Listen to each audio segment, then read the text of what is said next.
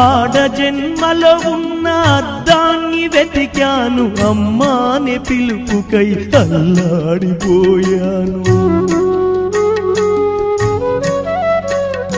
చిన్న నోట తొలిసారి అమ్మాని పలికితే ఆడ జన్మను నేను గెలిచానుకున్నాను.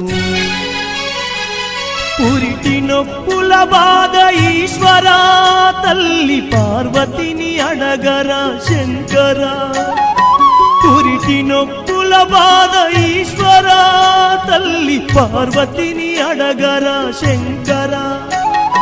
తల్లిగా పార్వతికి ఒక నీతిని, ఈ తల్లి గుండెల్లోన చితిమంటని, రాతి బొమ్మల్లోన